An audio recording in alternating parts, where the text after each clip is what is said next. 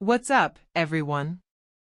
Welcome back to Tech Vibe, where we dig into the latest tech so you know what to expect and whether to hold off or make the jump.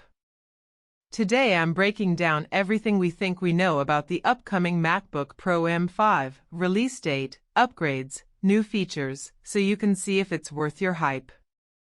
Imagine combining the power of the current MacBook Pro and then pushing it just a bit more. Faster chip, possibly new display tech, better battery efficiency. If rumors are to be believed, the M5 version might not be a revolutionary redesign, but it could offer enough refinements to matter. So let's walk through what's likely coming, what might be wishful thinking, and whether this could be your next Mac. Rumor mills and analysts point to early 2026 as the most probable window for the MacBook Pro M5's launch. While Apple typically updates the Pro line in autumn, sources suggest this time things may shift. Delays in production, supply chain issues, or maybe strategic timing with other product launches could push the update into January or thereabouts.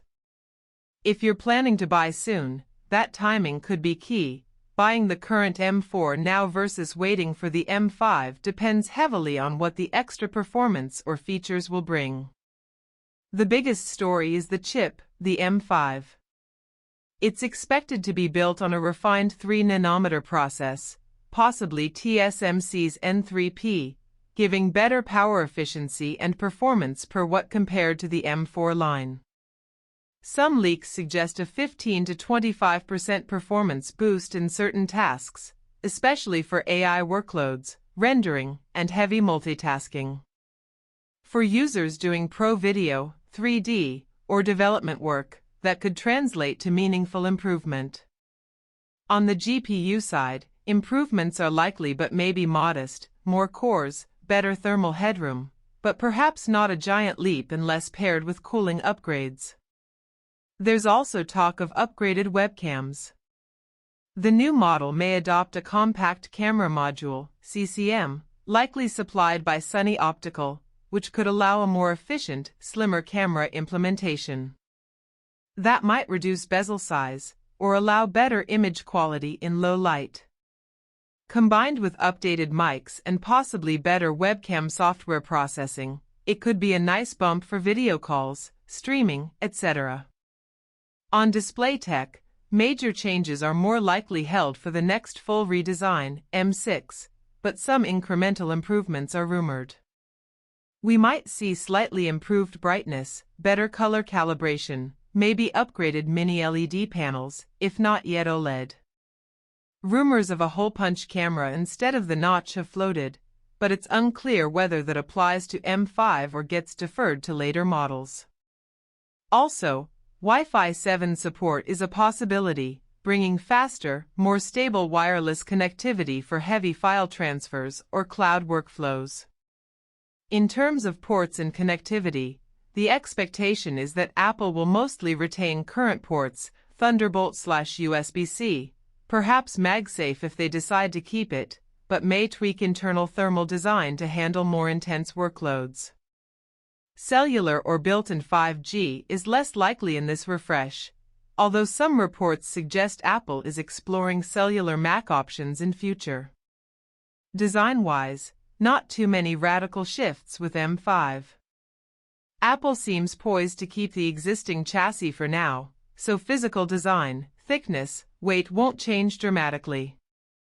But they may refine internal cooling, maybe use better thermal materials, possibly thinner bezels or lighter lid design, depending on display panel.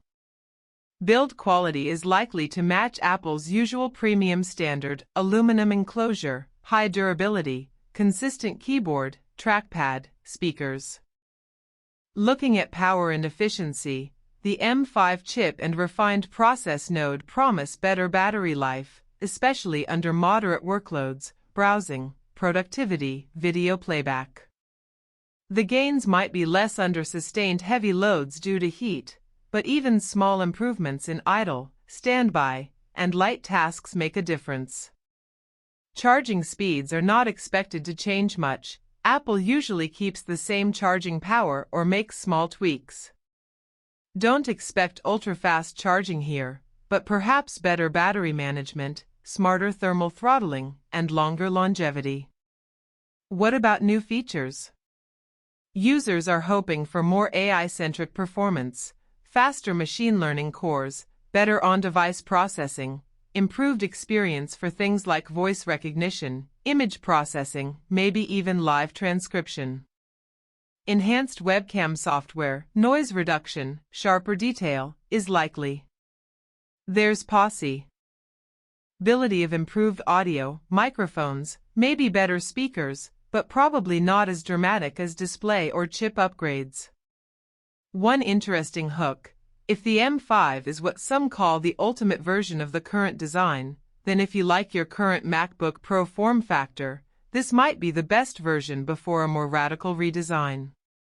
So for many, upgrading to M5 makes more sense than waiting for M6, depending on what you want. Still, some things may stay the same.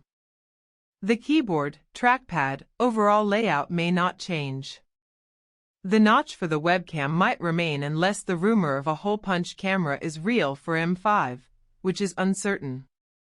Display remains Mini LED in many rumors, with OLED likely deferred. Also, price hikes are probable. New chip process, more efficient internals usually cost more. Whether the performance gains justify that cost is something to weigh. Now, comparing to what's available, the current M4 MacBook Pros are already quite capable. For many users, unless you push GPU-, CPU-, or AI workloads heavily, the current generation might hit all your needs. So deciding to wait for M5 depends heavily on your use case.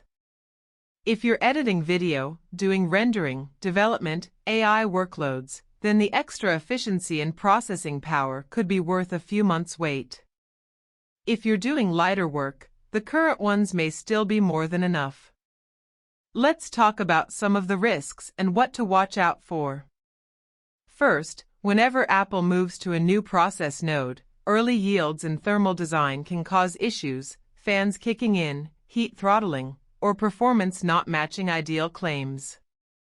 If Apple doesn't adjust cooling or internal layout smartly, the chip's potential could be limited. Second, new features like updated camera modules or Wi-Fi 7 support might be region-limited at first, or might come with trade-offs, like higher cost, battery drain under certain conditions. Third, price. If Apple raises entry price significantly, many users might just stick with M4 or consider alternative Macs. And supply chain delays could push release later than expected. In terms of value, the M5 MacBook Pro is likely to be a safe upgrade for those who need more power now, while still using a mature design. For creatives, developers, power users who push hardware, it could represent a noticeable jump. But for general users, students, web dev, office work, the cost-to-benefit ratio might be smaller. So if your current MacBook Pro, M3 or M4, serves you adequately, waiting for M6 might make more sense if you care about display overhaul, design shakeups, etc. If all goes well, the final verdict I'm leaning toward is, MacBook Pro M5 is not going to be a revolution, but for lots of users it may be the best version of the current design, like the peak of this generation before Apple pushes display tech and design more dramatically. It's going to improve performance, offer better efficiency, probably bring Wi-Fi 7, better webcam module, modest display tweaks, maybe slight changes in weight or cooling. But you likely won't see radical visual design changes, OLED displays, or touch input until later models. Thanks for watching Tech Vibe. If you found this breakdown useful, hit that like button and subscribe so you don't miss out on the full coverage when Apple finally drops this M5 MacBook Pro. Drop a comment. Which feature are you hoping Apple nails the most with the M5 chip, display, or something else entirely?